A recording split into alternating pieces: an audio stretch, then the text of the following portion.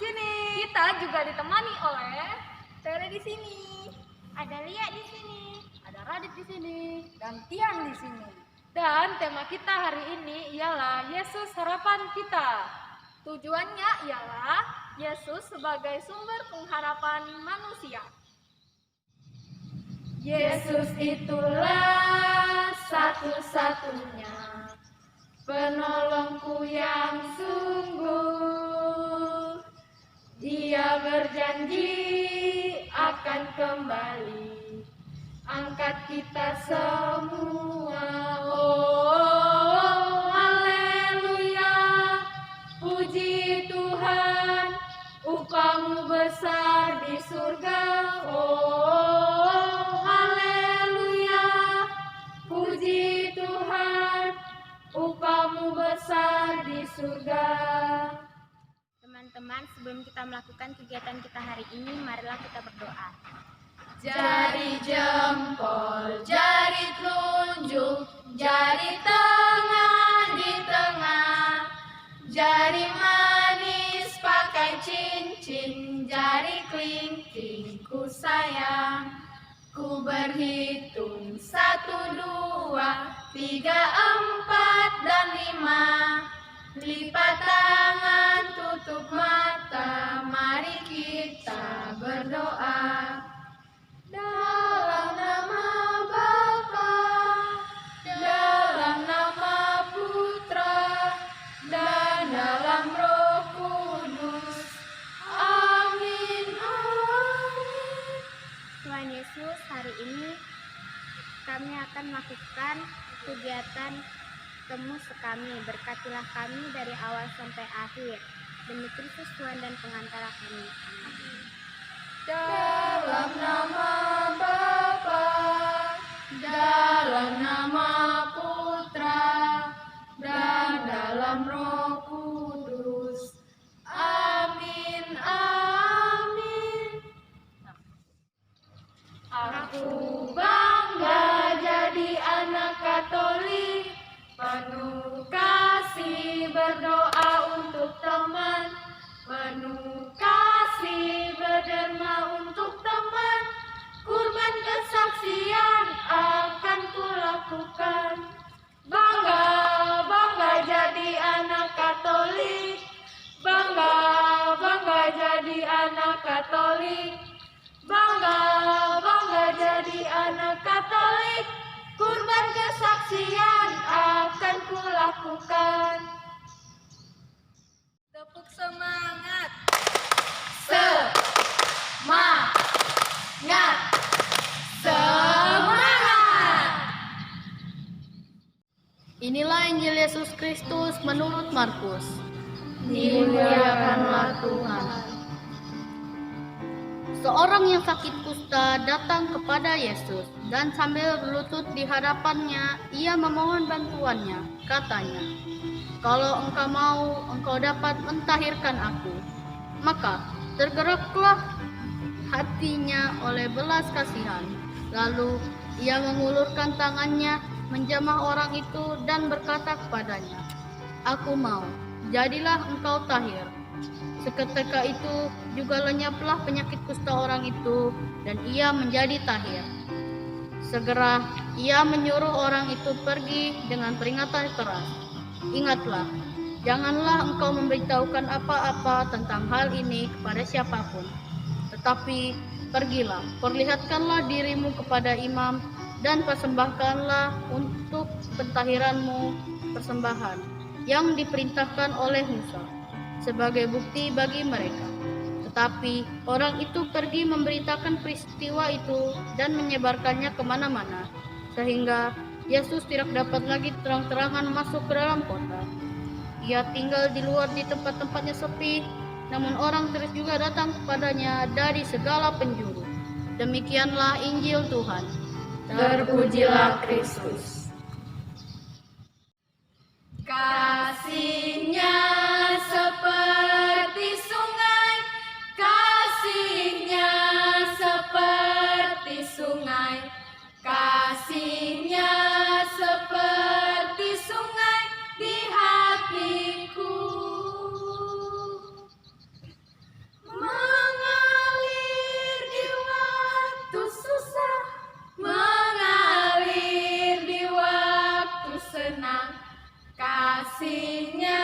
seperti sungai di hatiku.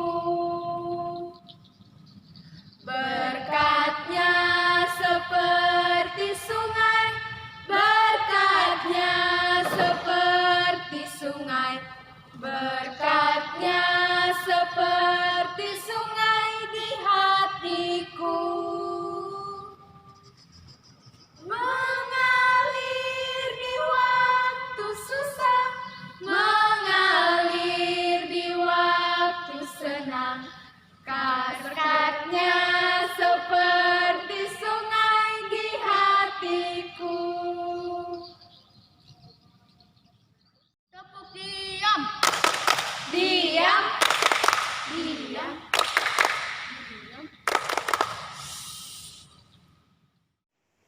Halo adik-adik semua, salam jumpa, selamat bertemu dalam acara Temu Sekami Paroki Katedral Santa Maria Assumpta Tanjung Selor hari ini. Kita semua bergembira, kita semua bersyukur, kita berbahagia boleh berjumpa lagi dalam pertemuan sekami ini. Setelah beberapa waktu karena perayaan Natal, perayaan Tahun Baru, kesibukan yang lain, kita tidak sempat bertemu. Maka pada hari ini, merayakan hari Minggu biasa pekan yang ke-6, kita bertemu lagi. Kita bersyukur, kita bergembira, kita bernyanyi, kita berdoa, kita mendengarkan sabda Tuhan bersama-sama untuk pertumbuhan iman kita. Tadi adik-adik semua mendengar cerita dalam Injil Markus. Digambarkan bahwa ada satu orang sakit kusta yang datang memohon kepada Yesus. Memohon kepada Yesus supaya Yesus menyembuhkannya. Adik-adik tahu, mereka yang sakit kusta itu tidak disukai orang lain, disingkirkan. Mereka tidak boleh bergabung, tidak boleh datang bersama-sama dengan orang lain, apalagi masuk di dalam bait Allah untuk berdoa.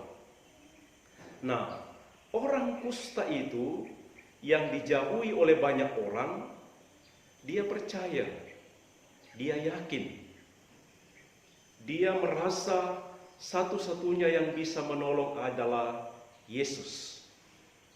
Maka ketika ia melihat Yesus, ia datang bersujud, ia datang berlutut di hadapannya dan berkata kepada Yesus, "Tuhan, jika Engkau mau, Engkau dapat membersihkan aku.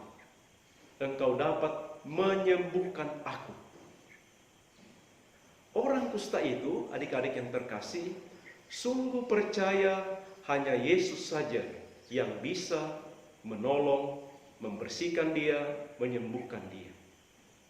Karena imannya itu, karena kepercayaannya bahwa Yesus mampu menyembuhkan, ia datang bersujud.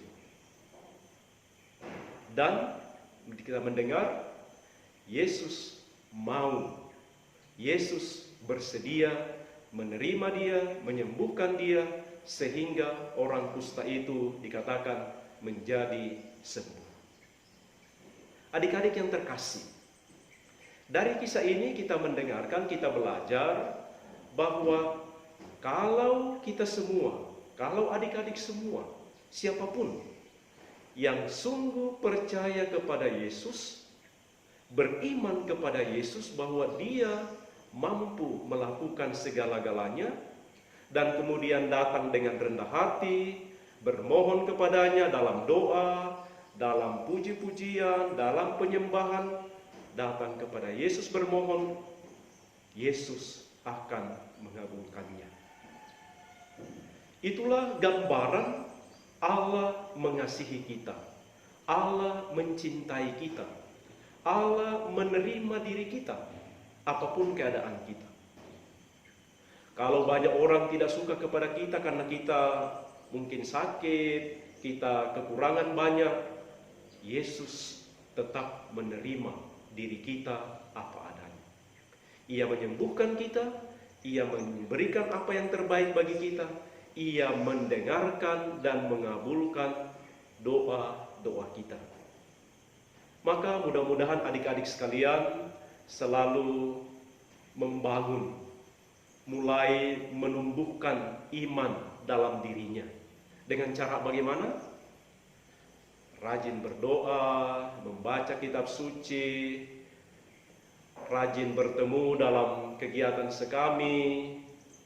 Kalau ada waktu berjumpa di lingkungan, adik-adik bisa datang. Tetapi dalam situasi pandemi ini, kita bisa membangun, menumbuhkan iman kita di rumah masing-masing. Adik-adik bisa berdoa di rumah, bisa membaca kitab suci, bisa juga melihat dan menyaksikan kegiatan sekami melalui media sosial yang ada. Dengan cara itu, saudara-saudari, adik-adik yang terkasih, kita belajar seperti orang yang sakit kusta itu. Meskipun dijauhi banyak orang, ditolak oleh banyak orang, tetapi ia tetap percaya kepada Yesus. Yesus mendengarkan permohonannya.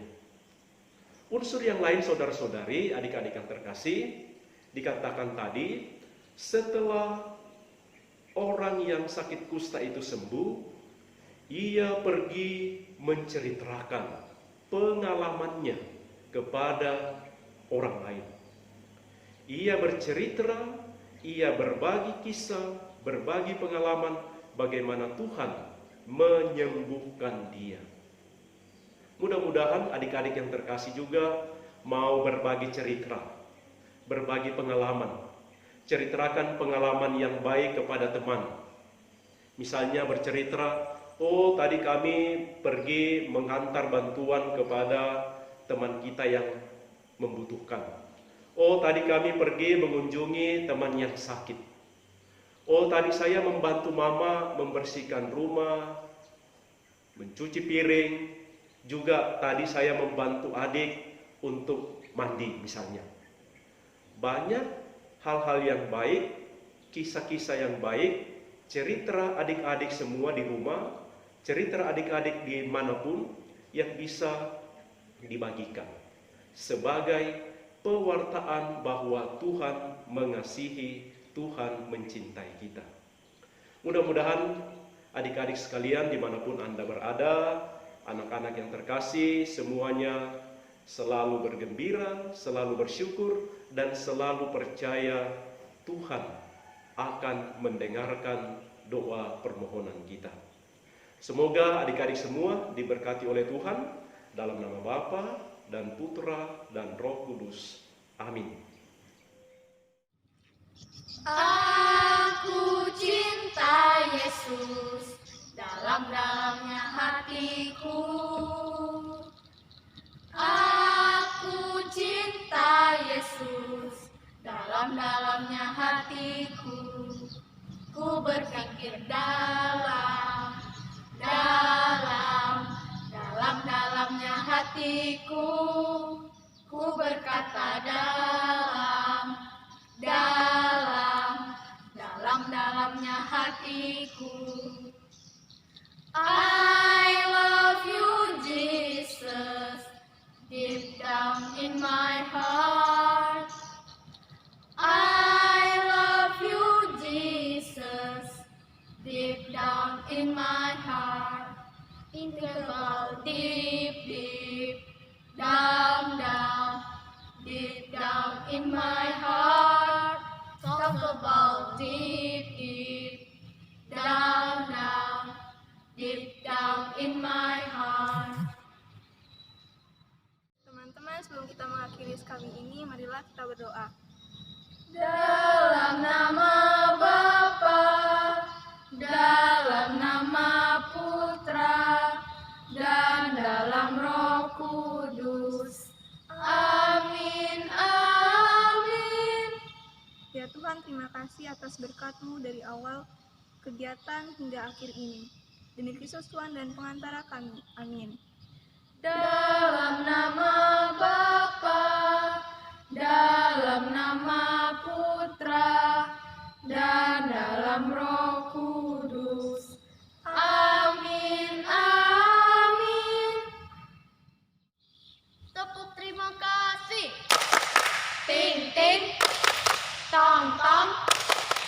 Ting tong. Terima kasih. Salam anak Allah. Aku anak Allah memiliki cinta